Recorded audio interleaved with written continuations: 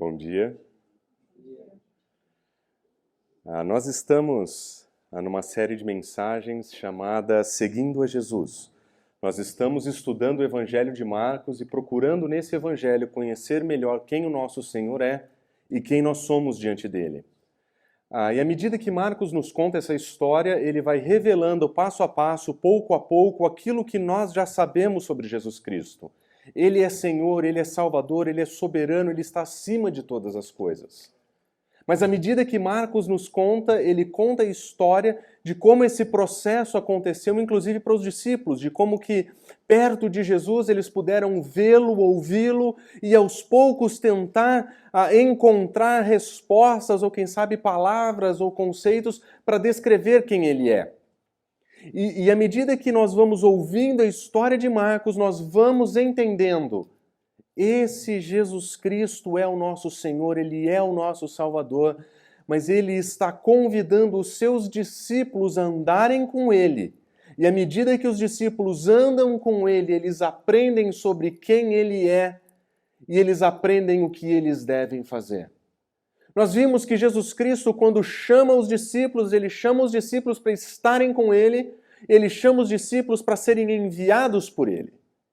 E nós percebemos que a história do Evangelho nos conta como esse processo acontece. Ele convida, ele treina, ele capacita e ele envia. E à medida que esse processo vai acontecendo, nós vamos ouvindo histórias belíssimas de Jesus. Nós vamos ouvindo sobre histórias de salvação que ele oferece, libertação, cura, exorcismo. E ao mesmo tempo nós ouvimos sobre rejeição sobre quem ele é, nós ouvimos ser rejeitados entre as autoridades, nós vemos que a multidão o busca por razões erradas, nós vemos que na sinagoga, o lugar onde ele deveria ou se esperaria que ele tivesse alguma influência, nós não o vemos nós o vemos na verdade sendo rejeitados. No nosso último encontro, na semana passada, nós percebemos que Jesus Cristo manifesta o seu poder de uma maneira absolutamente inegável. Ele livra os seus discípulos do perigo da morte, ele livra um homem que vive como morto, ele livra uma mulher que experimentava uma vida de morte, ele ressuscita uma menina. E essa progressão dessa autoridade, essa manifestação crescente dele, ao invés de terminar com a grande conversão das pessoas, na verdade termina com uma nota de que ele seria sido rejeitado na sua própria cidade.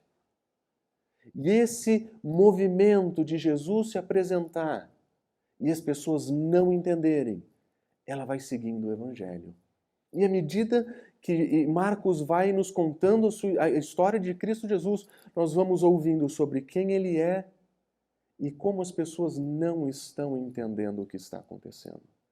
E muitas vezes, de maneira muito sutil, Marcos ele vai pontuar pequenos detalhes na sua narrativa que vão descrever o que é que ele quer ensinar os seus leitores sobre o que significa seguir a Jesus. E nós que vemos os discípulos caminhando com Jesus, entendemos que somos convidados para, na nossa vida hoje, iniciar uma jornada com Cristo Jesus, aprendendo com Marcos o que significa ser um discípulo. E se você teve a oportunidade de ler essa semana o texto que nós vamos estudar, você vai perceber que esse é um texto interessante. O modo como o texto é narrado, ele parece que tem alguma coisinha errada. Se você olhar para a narrativa, você vai perceber que no capítulo 6, versículos 7 a 13, nós vamos ver Jesus Cristo comissionando os discípulos para fazer o que ele fazia. Ele chama os seus discípulos para ele dá ordens para os seus discípulos e os seus discípulos saem. É basicamente uma introdução do ministério dos discípulos. Vocês até aqui me viram fazendo, vocês até aqui me ouviram falar. Agora é a vez de vocês. Vocês não vão simplesmente me ver fazer. Vocês não simplesmente vão me ouvir falar. Agora a bola está com vocês. Mas é muito interessante que vários versículos à frente, 17 versículos à frente, nós encontramos o relato do retorno dos apóstolos. Eles voltam para Jesus, eles contam o que fizeram e são convidados a descansar. Em outras palavras, parece que Marcos está nos contando uma história muito simples. Jesus chama os seus discípulos, Jesus dá ordem para os seus discípulos, eles vão. E posteriormente eles voltam e contam o que aconteceu. Mas alguém esperaria que entre ir e voltar, alguém esperaria talvez que Marcos nos contasse o que aconteceu. Eles ensinaram? Eles curaram? Mas o que é que eles ensinaram? Eles curaram, mas quem? Onde? Quando? Qual foi a situação? Eles tiveram oportunidade de falar sobre Cristo Jesus? O que é que eles falaram? Eu não sei. Marcos não conta. Na verdade, boa parte do trecho que nós lemos hoje é dedicado para uma cena que aparentemente não tem nada a ver com a história. Observe que entre essa comissão e o retorno dos apóstolos existe o relato da morte de João Batista. O que é que a morte de João Batista está fazendo? Parece que Marcos inseriu uma história no meio da sua narrativa que não encaixa com o que ele está contando. É como se você chegasse para alguém e falasse: eu vou te contar uma história. E você apresenta a história, conta uma outra história que não tem nada a ver com a história que você está contando, e depois você termina a história que você começou pela primeira vez. Um modo de contar histórias muito parecidos com o da minha mãe. Minha mãe conta histórias assim. Ela diz: Marcelo, você lembra daquele seu tio? Aquele seu tio que morava naquela cidade, cujo prefeito era amigo do cunhado, do irmão. Lembra que deu uma chuva naquele lugar e alagou todo o lugar? Ficaram sem comida durante meses. Falei: mãe, qual que é a história que a senhora está contando? Isso, do seu tio que mora naquela cidade. A sensação que dá é que de A a B, Marcos dá um rolê gigantesco para contar uma história que não parece se encaixar. O que é que ele está fazendo? Parece que está fora de lugar essa história. Não só está fora de lugar, ela é absolutamente bem detalhada. Muito bem detalhada. Os primeiros 3 versículos ele introduz o assunto.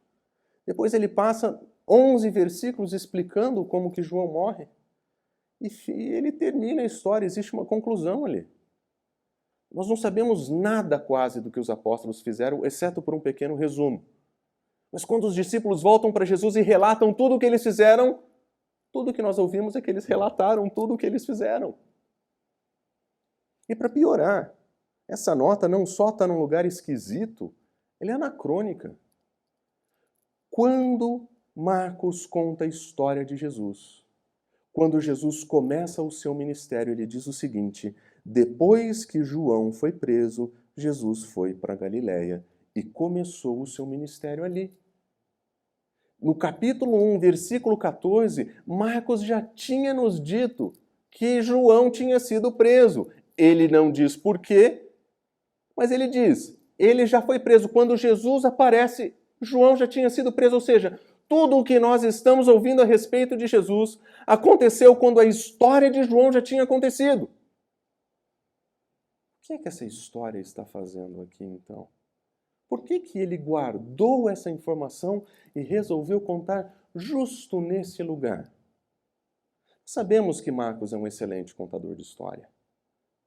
Mas o que é que ele está fazendo quando ele coloca a história da prisão e morte do precursor do Messias justo na hora que ele conta sobre a comissão dos apóstolos?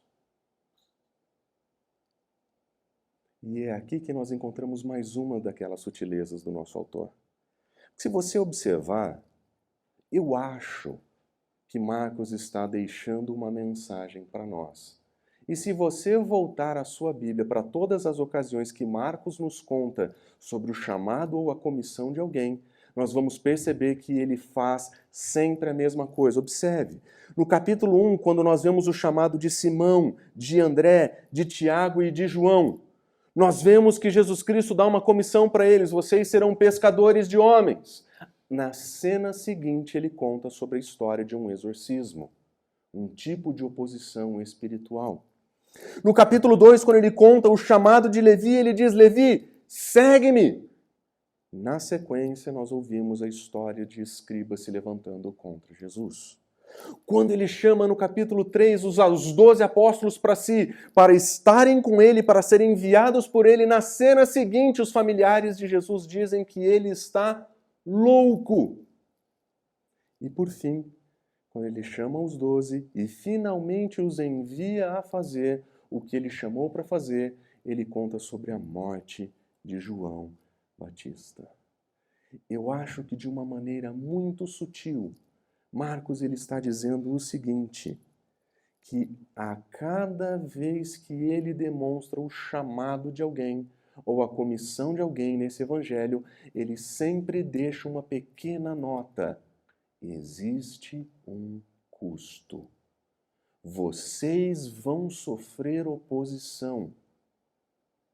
Existe um tipo de oposição espiritual contra vocês. Existe um tipo de oposição religiosa contra vocês. Existe uma oposição familiar contra vocês. Vocês estão correndo risco de vida. Por serem seguidores de Cristo Jesus, vocês correm risco de vida.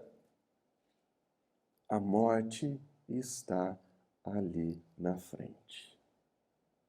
É como se Marcos estivesse preparando os seus leitores para ouvirem de Cristo Jesus o que é que significa ser um seguidor dele. E ele vai dizer, se alguém quiser vir após mim, negue-se a si mesmo, tome sua cruz e siga-me, pois quem quiser salvar a sua vida a perderá, mas quem perder a sua vida por minha causa e pelo Evangelho, a salvará. Quando Jesus Cristo descreve o que significa seguir a Cristo Jesus, ele está dizendo, é negação, é morte. Cruz não são as dificuldades da vida. Cruz para Cristo Jesus foi morte. Cruz significa o final da vida. E eu tenho a impressão que na história que Marcos nos conta hoje, ele está nos preparando para o momento em que nós vamos ouvir o próprio Senhor nos ensinar que para seguir a Jesus Cristo em direção à Nova Jerusalém, a morte está a caminho.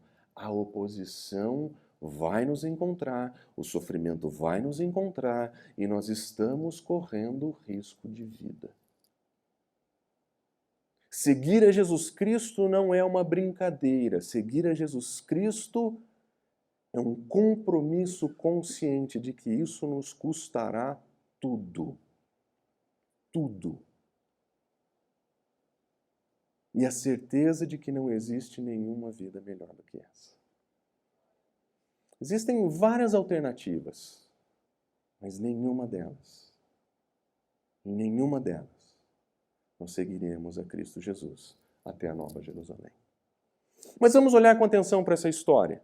Enquanto você lembra um pouquinho daquilo que nós acreditamos que Marcos está fazendo com esse texto, vamos dar uma olhada no que ele ensina quando ele fala sobre a comissão dos discípulos. Observe que nos versículos 6 a 11 do capítulo, versículos 7 a 11 do capítulo 6, nós vamos ouvir Jesus Cristo comissionar os seus discípulos do mesmo modo que ele os chamou. Observe no capítulo 3, ele diz, Jesus subiu ao monte e ele chamou para si quem ele quis e eles vieram. Ele escolhe 12 e ele envia a pregar, e para que eles tivessem autoridade para expulsar demônios.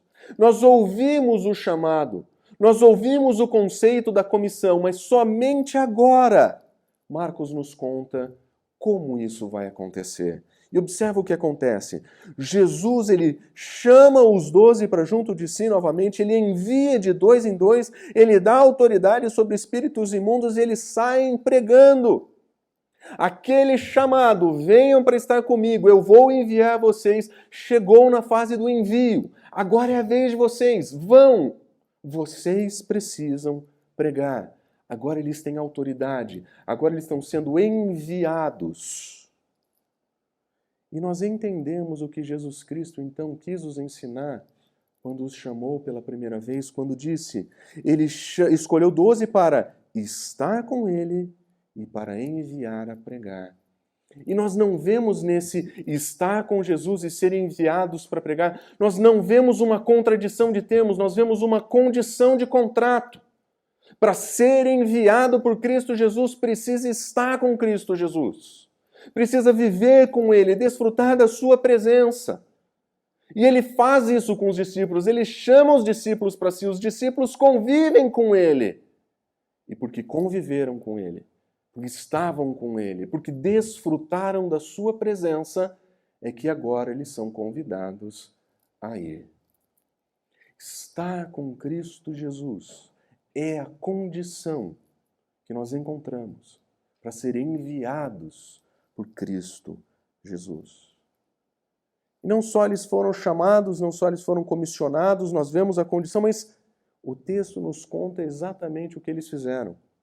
Ele diz o seguinte: eles saíram e pregaram o que os povos se arrependessem, eles expulsavam muitos demônios, eles ungiam muitos doentes com óleos e os curavam. Nós vemos os discípulos fazendo exatamente o que Jesus Cristo fez até aqui. Eles pregam, eles exercem autoridade e por intermédio deles pessoas são curadas. Exatamente aquilo que Jesus Cristo fez quando ele modelou o seu ministério, agora ele diz: agora vocês vão fazer o que eu fiz. Mas tem um detalhe muito interessante aqui. Quando eles saem para fazer o que Jesus fez, eles carregam nos seus lábios a mesma mensagem que Jesus proclamou. Ele disse o seguinte, Marcos descreve a mensagem de Jesus nos seguintes termos: o tempo é chegado, dizia Jesus. O reino de Deus está próximo. Arrependam-se e creiam no Evangelho. Essa era a mensagem de Jesus Cristo. Era isso que ele falava. E é isso que nós vamos ouvir os apóstolos dizerem. Existe uma mensagem de arrependimento. O tempo é agora. Vocês precisam se acertar com Deus. E é proclamar uma mensagem de arrependimento significa dizer, em outras palavras, o que vocês estão fazendo está errado e vocês precisam mudar. Vocês precisam transformar. Vocês precisam se arrepender. Pregar uma mensagem de arrependimento não é simplesmente dizer, se arrependam. Muitas vezes você tem que dizer o que as pessoas têm que se arrepender. Você tem que confrontar o erro. Proclamar arrependimento significa, em primeiro lugar, confrontar o erro. É ver o que está errado e confrontar o que está errado. Essa é a mensagem, essa é a missão que eles têm. E você acredita que se eles saíssem proclamando uma mensagem de arrependimento, eles levariam uma vida sem oposição? Você acredita que se eles saíssem dizendo vocês precisam se arrepender, isso seria uma mensagem bem-vinda, bem recebida? É claro que não. E é por isso que Jesus Cristo diz, quando vocês forem, confiem em mim. Nas palavras dele, ele diz, essas foram as suas instruções. Não levem nada pelo caminho. Nada. O que eu posso levar, Senhor? Nada. A orientação é essa. A partir de agora, vocês vão sair daqui, vão fazer o que eu tenho, o que eu estou mandando que vocês peçam, mas vocês vão confiar completamente em mim. Vocês vão confiar que existe um Deus provedor. E a seu tempo, a seu modo, Ele vai prover para você o que você precisa para fazer a missão que Ele te deu. E Ele descreve, não levem pão, não levem alforje, não levem dinheiro nos seus cintos. Ele está dizendo, você não vai se preocupar com a provisão. Você não vai se preocupar com o que comer. Aliás, ele diz, não levem túnica extra. Você não vai se preocupar com o que comer nem o que vestir. Nós não vamos deixar que outras coisas tomem o centro da nossa preocupação porque nós confiamos nele. À medida que ele nos envia, ele diz, confia em mim. Haverá provisão. Não se preocupa com o que comer e com o que vestir. Não andem ansiosos por essas coisas. Nós os ouviríamos dizer em outro lugar. Mas ele diz ainda que até moradia lhe seria providenciada. Sempre que entrarem numa casa, fiquem ali. Para nós isso parece um pouquinho de intromissão, né? Cada um tem o seu canto, nós temos direito à nossa própria propriedade, aquilo que é meu, que é seu, cada um cuida do que quiser. Nos dias de Jesus, era comum que existissem pessoas, viajantes, e homens e mulheres piedosos, eles ofereceriam a sua casa como um ambiente de hospitalidade para essas pessoas. Isso era comum no mundo antigo. Aliás, era tão comum que anos mais tarde, em uma carta descrevendo as igrejas, o que as igrejas deveriam fazer sobre essas pessoas que vão visitando, ela dizia o seguinte: se eles ficarem mais de 2 dias, você manda embora que é falso profeta. Esse cara está querendo abusar da sua hospitalidade. Era comum que as pessoas visitassem outras cidades e fossem recebidos por famílias piedosas. E Jesus Cristo está dizendo: vocês vão fazer a missão que eu dei para vocês. Vocês não se preocupam com o que vestir, vocês não se preocupam com o que comer, e acreditem que o Senhor vai providenciar, inclusive, moradia para vocês. Mas nunca esqueçam de uma coisa: vocês estão em missão. Ele diz o seguinte: a não ser, não levem nada, a não ser um bordão. O que era um bordão? Um bordão era uma espécie de um cajado. Era a espécie de um cajado. O que um cajado tinha de mais? Provavelmente ajudava na caminhada, protegia de algum perigo em caso de um animal silvestre, mas talvez Marcos esteja nos contando algo um pouquinho a mais aqui.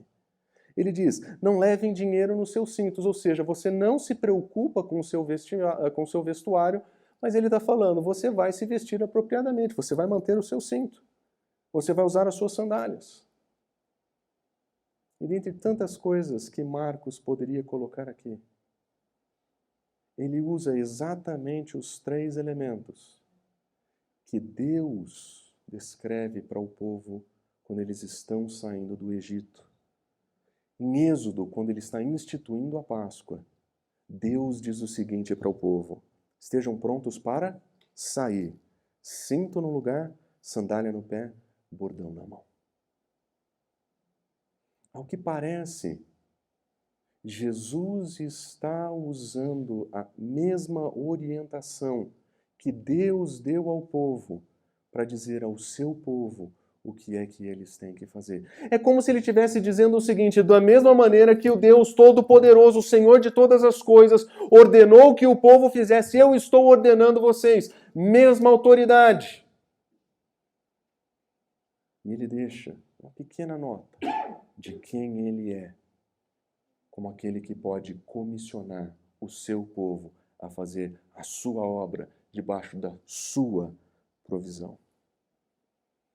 Mas eles vão proclamar uma mensagem de arrependimento.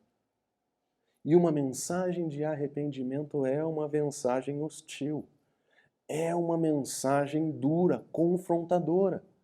E é por isso que Jesus Cristo diz ainda mais: se em algum povoado não os receber, nem os ouvir, sacudam a poeira dos seus pés quando saírem de lá como testemunho contra eles.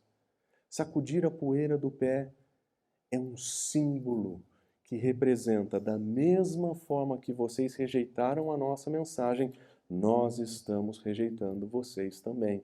E isso vai ser um testemunho para eles que Deus ou alguém enviado por ele trará juízo àquelas pessoas.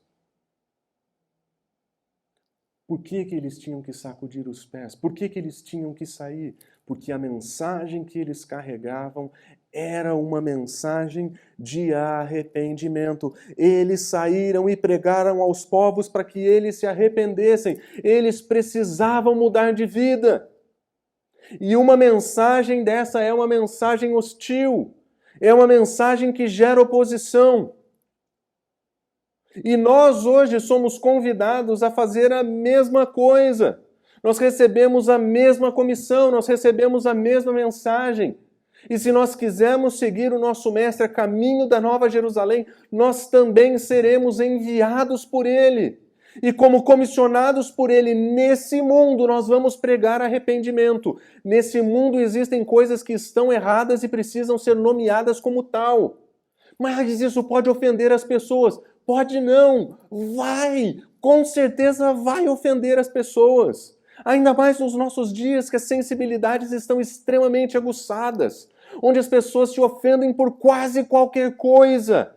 Nos dias de hoje, a nossa mensagem de arrependimento é uma mensagem que vai levantar severa oposição contra nós. Se nós quisermos viver uma vida de fidelidade ao Senhor, nós precisamos estar preparados, porque a oposição se levanta contra nós cada dia mais forte e cada dia mais irracional. Esses dias assisti um pequeno clipe de uma dessas passeatas de orgulho LGBT. E uma família, diante da passeata, segurava um cartaz que dizia que eles acreditavam que o casamento era entre homem e uma mulher. Eles seguravam um cartaz. E enquanto passava a multidão, algumas pessoas saíram do grupo, foram em direção daquele casal, e o único argumento que eles conseguiram fazer foi: "Ah!" Só existia grito. A ofensa daquelas palavras naquele contexto gerou exclusivamente uma reação de ódio sem palavras. Grito. Não existia mais conversa, não existia mais diálogo. E, queridos, isso parece algo muito longe. Isso parece um exemplo fora de contexto. Mas esse dia está chegando para nós. Nós seremos cerceados da nossa liberdade de dizer: você precisa se arrepender. O que você faz é errado. Porque diante daquilo que nós conhecemos das Escrituras, roubo é errado, mentira é errado, adultério é errado. E se nós levantarmos a nossa voz para falar isso, nós seremos os idiotas religiosos e fanáticos. A oposição está logo aí. Nós seremos veementemente criticados. Seguir a Jesus Cristo tem preço. Você está preparado para pagar o preço? Seguir a Jesus Cristo significa levantar uma bandeira que diz: arrependam-se. A nossa mensagem carrega esse tom. Nós podemos fazer de um jeito não gutural, mas nós não podemos deixar de proclamar a nossa mensagem. Foi para isso que nós somos chamados. É para isso que Ele nos enviou. E nós vamos sofrer oposição. Mas que tipo de oposição nós vamos sofrer? É isso que a história de João Batista faz aqui. É isso que a história de João Batista nos ensina. Aliás, se você lembra da história de João Batista, você vai perceber que assim que ele é apresentado lá no começo do Evangelho, ele diz o seguinte: assim veio João batizando no deserto. E o que ele pregava? Um batismo de arrependimento para perdão dos pecados. Ele pregava o arrependimento. Ele estava fora da cidade. Ele batizava fora da cidade, ele não estava relacionado a nenhum dos movimentos religiosos dos seus dias, ele estava no deserto e as pessoas que quisessem podiam ir até ele. E lá eles ouviriam o seguinte: você rouba, não roube mais. Você defrauda, não defraude mais. Você tirou dos impostos dos seus irmãos, devolva. É isso o que é uma mensagem de arrependimento. Mas João Batista, ele não se limitava ao seu ambiente. A sua mensagem cruzava não somente as pessoas que iam até ele e alcançavam pessoas em altos lugares. E a mensagem de arrependimento de João Batista chegou no seguinte modo aos ouvidos de Herodes. Herodes havia dado ordens que prendessem a João e o colocassem em uma prisão por causa de Herodias, a esposa do seu irmão Filipe, com quem ele se casou. Herodes tinha se casado com uma mulher que pertencia ao seu irmão. O seu irmão estava vivo quando esse movimento aconteceu. Isso é um caso de escândalo sexual do mundo antigo. Um roubou a esposa do outro. E por causa disso, João dizia: não te é permitido viver com a esposa do teu irmão. A mensagem de arrependimento de João Batista chegou aos ouvidos de Herodes no sentido: o que você está fazendo está errado. João Batista não se acovardou diante do fato que ele estava diante de uma das pessoas mais poderosas da sua região, de que ele tinha poder para prendê-lo, de que ele tinha poder para encarcerá-lo. Ele não se acovarda disso. A sua mensagem, embora proclamada no deserto, ela ecoa dentro do palácio. Tamanha a profusão das suas palavras, tamanho ímpeto da sua mensagem. Arrependimento significava: Herodes, você está errado. Isso não é permitido. A nossa lei não permite que você faça o que você está fazendo. E o que aconteceu com ele? Ele foi preso. A sua mensagem despertou corações e likes no Instagram dos seus dias? De maneira nenhuma. As suas palavras foram respondidas com um profundo ódio. Assim, Herodias o odiava e queria matá-lo. Porque quando João Batista diz: Herodes, você não pode fazer isso, em outras palavras, ele disse: Herodias, você também não. Vocês estão errados. O que é certo, errado é errado, vocês estão errados. Não gerou passividade, não gerou paz, não gerou aceitação, não gerou abraços, não gerou aplausos, gerou ódio. Não porque o discurso dele fosse um discurso de ódio, mas porque ódio é a única resposta que aqueles que escutam você precisa se arrepender e não querem. Ódio é a única resposta que lhes sobra. Quando eles escutam, você tem que mudar, você tem que se arrepender, e eles não querem. Ódio nasce nos seus corações. Herodias o odiava.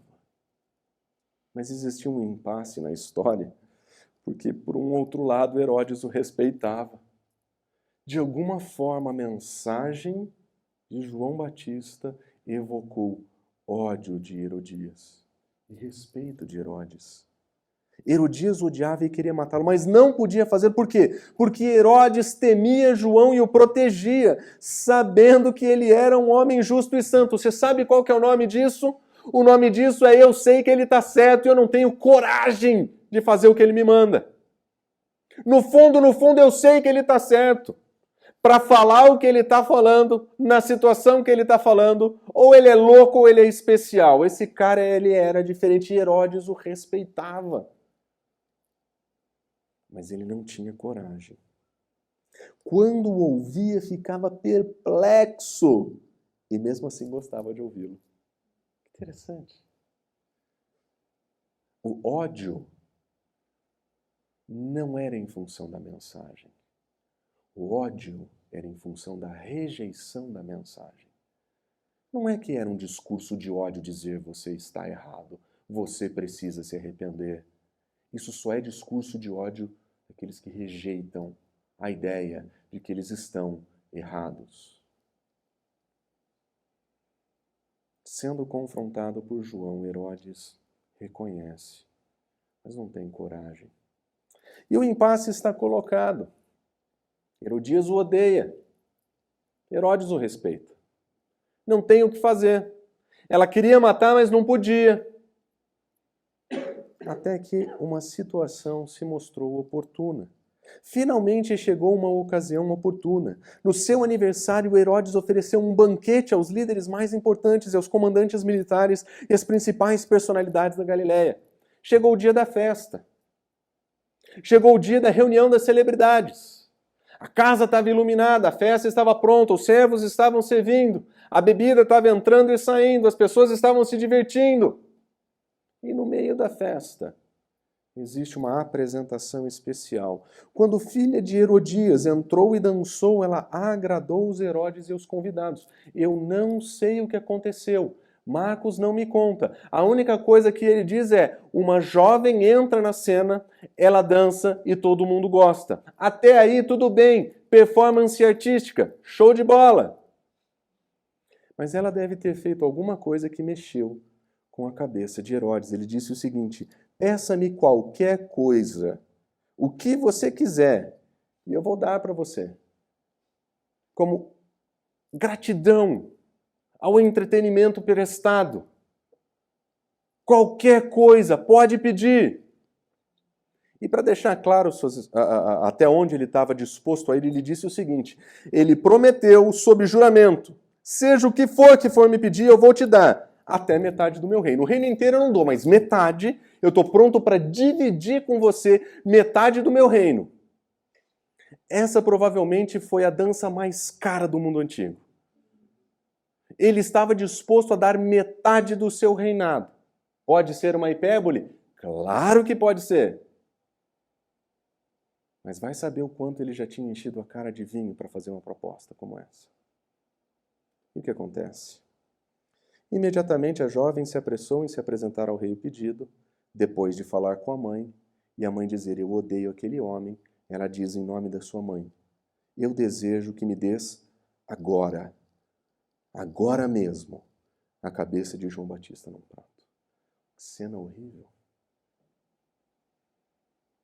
Festa, promiscuidade, entretenimento, ódio, rejeição, tudo ao mesmo tempo.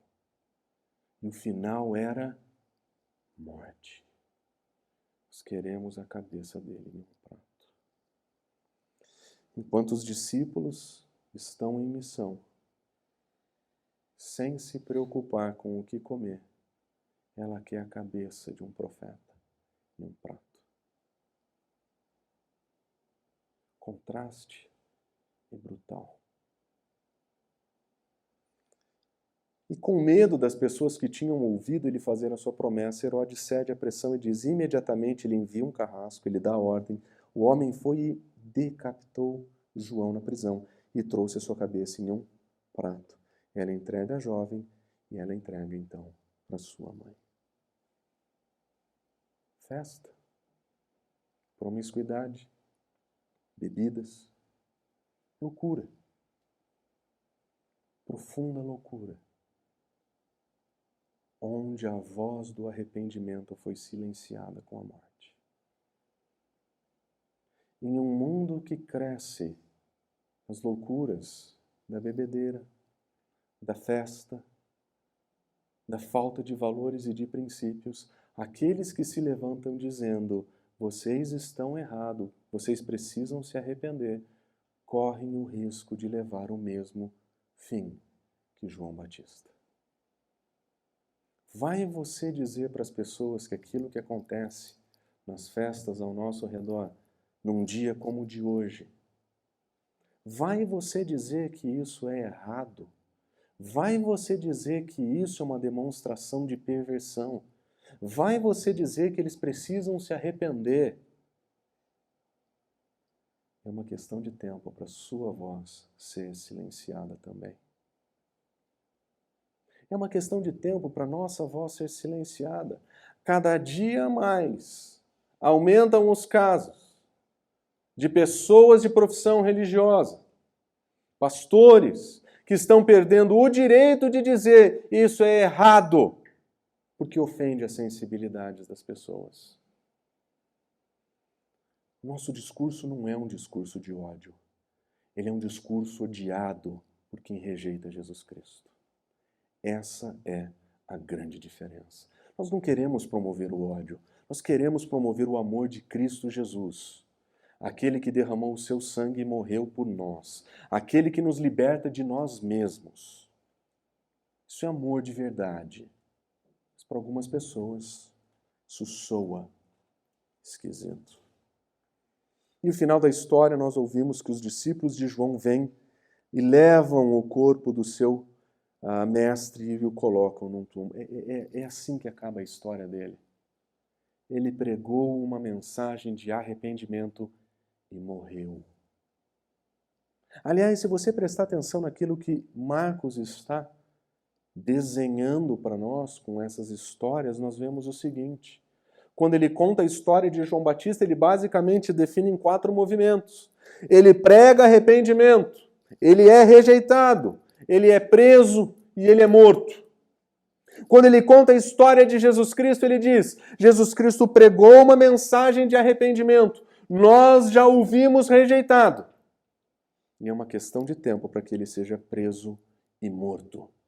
Mas nessa história, nós ouvimos pela primeira vez que os discípulos saem pregando o arrependimento.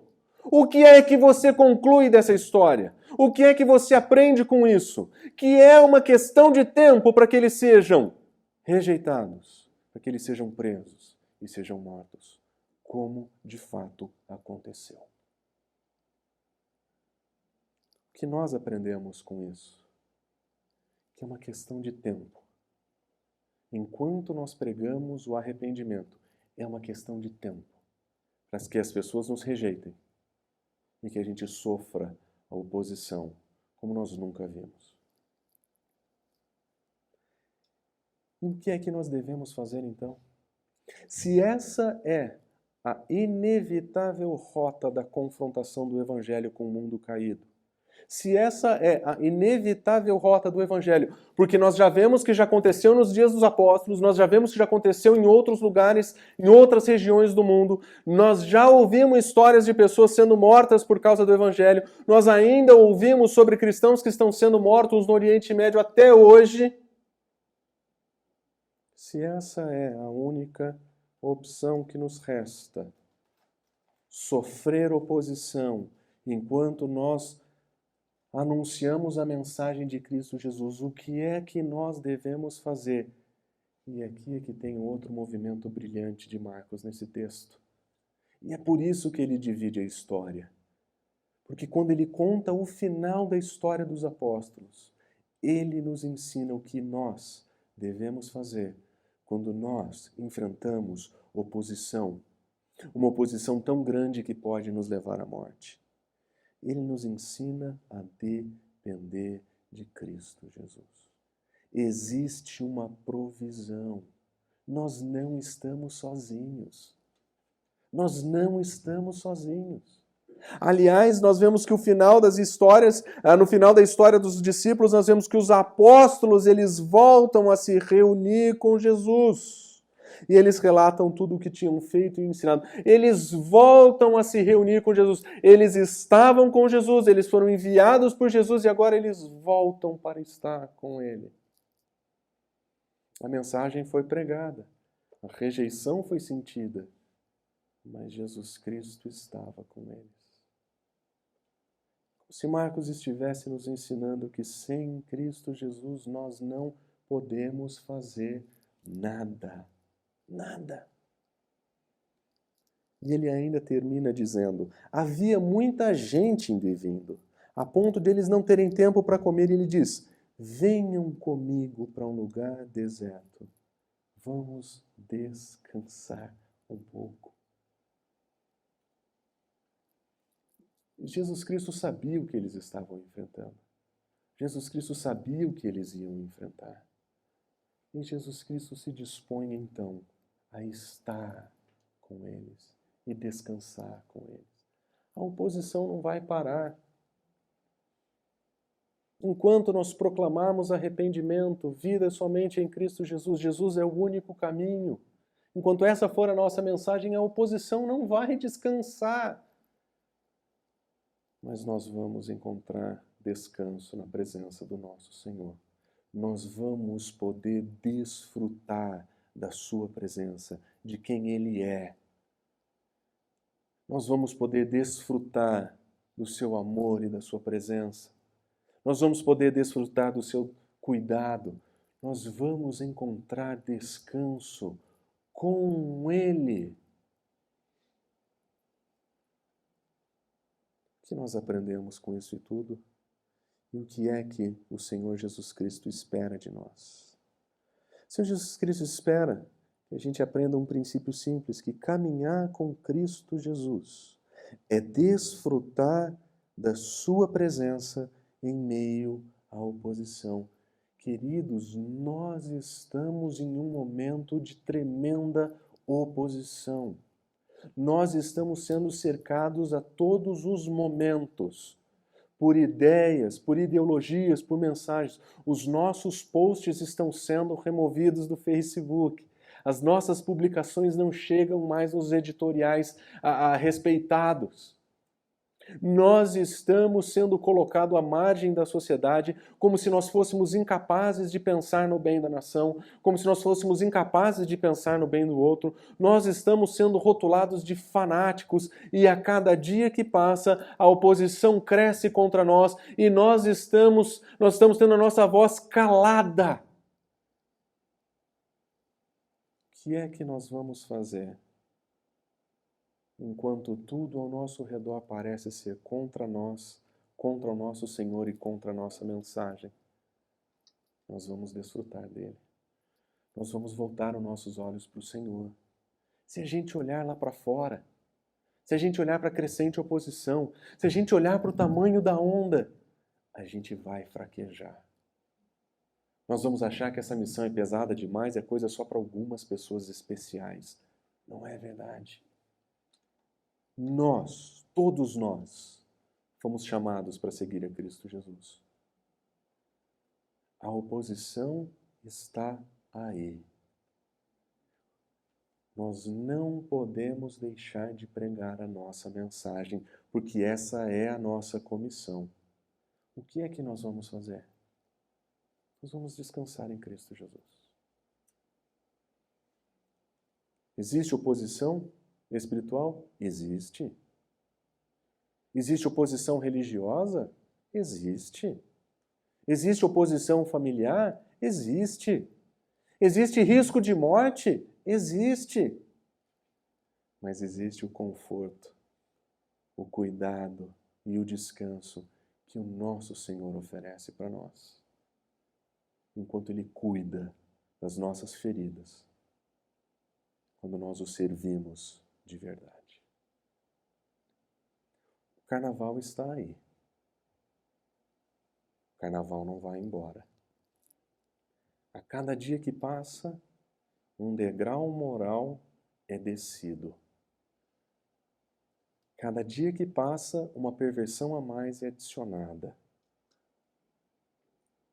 Nós não vamos ficar quietos. Nós não precisamos de placas, nós não precisamos sair gritando aos cantos, mas nós não podemos esquecer. A nossa mensagem é: isso é errado. Jesus Cristo é a única alternativa para a sua vida. Ele é o único que oferece vida e vida abundante, vida de verdade. Somente Ele. Vamos orar?